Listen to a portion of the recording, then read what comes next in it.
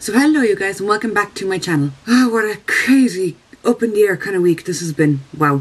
I don't even know when I'm going to get this up. I'm filming it now on a Friday at 7 in the evening. I don't know if I'll get it up tonight. If not, you'll be seeing it Saturday night. So there's a few things I want to talk about this week. First of all, I finished Bates Motel.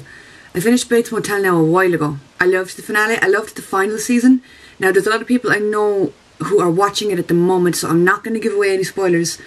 But I quite liked the ending. I liked the finale overall. It didn't really leave any unanswered questions. It didn't really leave anything making you wonder, if you know what I mean. Like, there was no loose ends. Everything was tied up and everything was explained, and I liked that.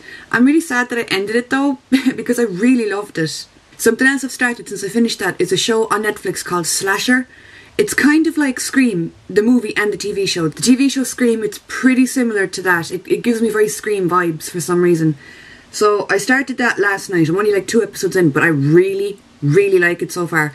The set they use in the show seems really familiar to me and I can't place it. Particularly the art gallery where the main character works, the girl character. She works in an art gallery and the set just seems really familiar to me. I think it's been used in something else, but I can't place it. But yeah, I'm loving that. And there's kind of, there is a movie called Seven. Brad Pitt is in it. There's kind of Seven vibes in it as well, because they talk about like the 7 deadly sins and how that ties into the show. So it kind of reminds me a little bit of Seven, so I really like that. I love the suspense. I love anything got to do with a serial killer, because I'm like, okay, who is this bitch? So I love that. Something else I've been loving, surprisingly, especially to me, is crosswords. I am just such a fucking weird person. I can never predict what I'm gonna love. I'm like, you guys leave really nice comments and you leave really like supportive comments where you're like, oh, you say all these nice things. But whenever anyone says that I'm cool or anything like that, I'm like, oh sweetie, you have no idea how wrong you are. I feel like a fucking old woman stuck in a young-ish person's body.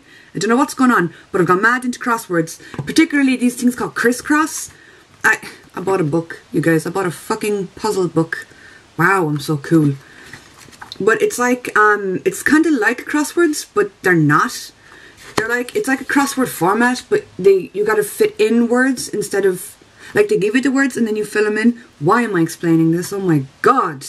Quality content. But yeah, I've been loving them as well.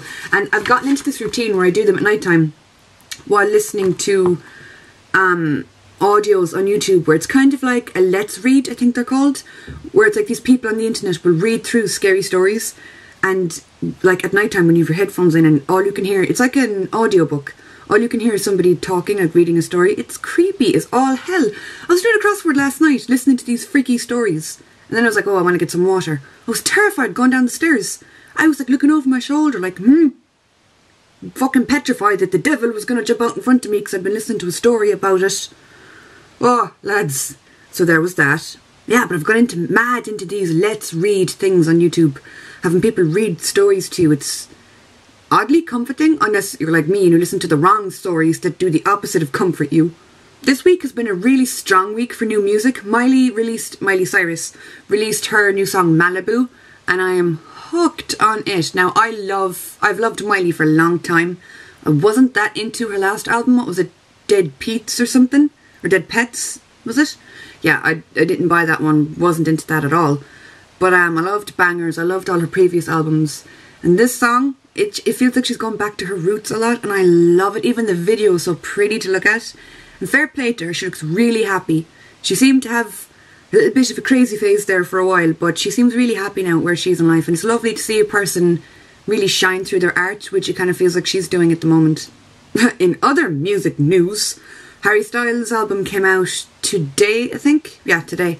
It's so funny watching the internet react to his new music. Like, people are tweeting about it. It's all over the internet. I have said it on my channel before that I was obsessed with One Direction, and I still love them so much because they were a really big part of my life. But Harry was always my favourite. I always loved him. There was this, like, an aura about him that just stood out. And again, it really shows through in his music. The album has an overall really chill vibe to it.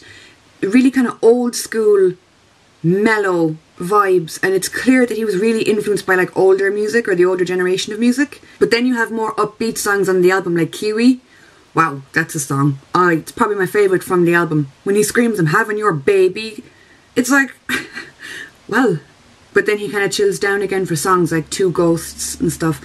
He was interviewed on, I think it was BBC Radio 1, he was interviewed by Nick Grimshaw, and fun bit of information for you guys that probably don't give a shit. He was asked was a song about Taylor Swift because the two of them dated, and Harry was like, no, trying to stay diplomatic and trying to stay neutral and like avoid the question. And then Nick Grimshaw was like, okay. So up next we have Two Ghosts by Harry Styles about Taylor Swift. And Harry just let out this really weird scream. It's so funny. Because radio DJs always try to kind of get bits of information out of artists, even if the artists aren't willing to give it, if they're not willing to give it. But I think he's handling his solo career really well. I mean, for a boy band of that magnitude, like One Direction, the only kind of thing that came before them that was that big was probably Beatlemania.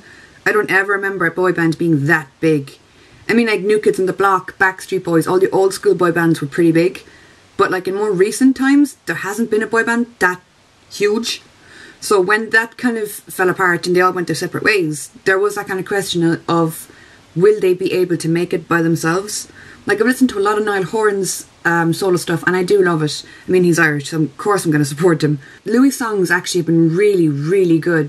Zayn, I kind of like his stuff. It's not really my style, but Harry's album is the type of album that I wouldn't usually be drawn to, but there's something about this that I love it. It's really different to everything that you hear in the charts, and to have somebody of Harry Styles' status, somebody that's like global, like everyone knows Harry Styles, the name is like a brand at this stage. So to have somebody that famous completely go against the tide of everything that's popular and current at the moment and come out with their own album that they're happy with, that has its own little style and its own little thing going on, it's really different and unique. Because, like, you know, if you go into any shop, if you go anywhere, it's all that weird like club dance music. That's what's big at the moment. Everyone's doing that kind of music. I mean, even Coldplay kind of moved into that kind of stuff. The 1975 went into that kind of style. So you have all these bands that didn't really do that kind of stuff before. Like Maroon 5 is another example as well. I used to love Maroon 5 stuff, and then they kind of went that kind of electric, or EDM, isn't it? Yeah, electric dance music. All these bands are kind of adapting their music style to fit in with that, which isn't a bad thing at all. But I like that he's taken his own style and he's just like, nah, I'm going to do what I do, like Sign of the Times. First of all, you have the track length. It's like 5 minutes long. Something like that to get radio play is pretty unheard of, because, you know, even with 3-minute songs, they usually kind of cut them short.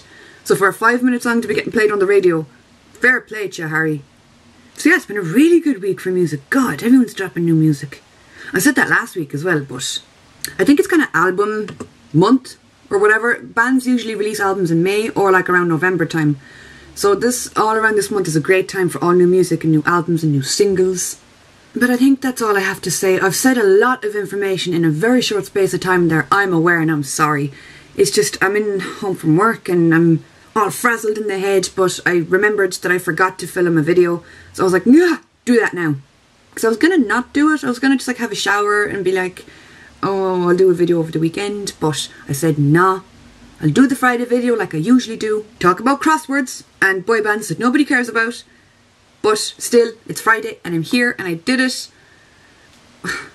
Well done me.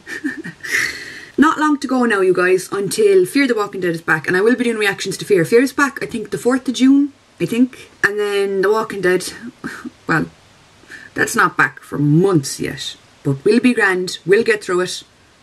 Won't we? But yeah, Fear Now's back in a little under a month. I'll be putting up reactions to that as well as that happens. I have another Walking Dead themed video to go up Wednesday, I think. I love doing those offbeat Walking Dead videos, that like the 2 Walker videos I put up, or the Walker related videos. You guys seem to like them. I mean, I loved making them as well, but kind of videos like that are fun to do and fun to upload and stuff. There's been a lot of pictures going around the internet as well of, I think there was some kind of party on and Andrew Lincoln got locked out. I don't know, was it at Nick and Norman's? I'll try and find the picture for you guys, and if I can, I'll insert it here. But apparently, like, Andy got locked out of the building, and you can just see somebody standing outside the door looking in, like, let me in, please. There's also been a few pictures released of around the set. Like, there's a photo of Norman with Andrew on the back of his bike. I don't know where the hell they were going together on the bike. They're probably going off to take a break from filming. So I guess from here on in is where the kind of spoilers start on the internet and stuff. So if you guys are avoiding spoilers, like me, you're probably going to have to be careful on the internet from here on in, because that stuff is going to start happening once the episodes start getting filmed and stuffed. So I'm kind of on, anytime I go onto Twitter or anything, I'm logging on with caution.